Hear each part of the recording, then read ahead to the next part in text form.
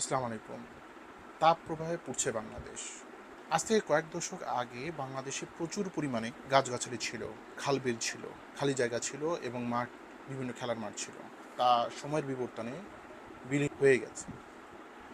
লোকালয়ে রাস্তার ধার দিয়ে প্রচুর পরিমাণ জলাশয় ছিল, সেগুলো ভরাট হয়ে দখল হয়ে গিয়েছে।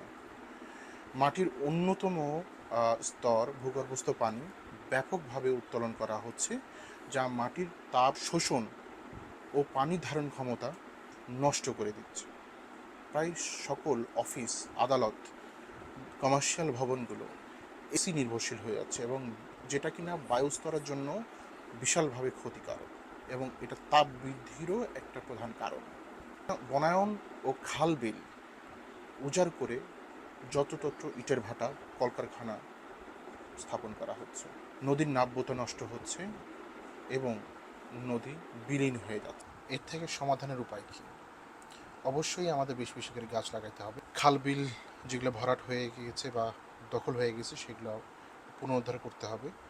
ভূগর্ভস্থ পানি উত্তোলন বন্ধ করতে হবে। পানি রিউজ করার একটা ব্যবস্থা করতে হবে। নদী পুনরুদ্ধার করতে হবে। নদীর শীতল হাওয়াও অনেক সময় পরিবেশে ঠান্ডা করতে সাহায্য করে।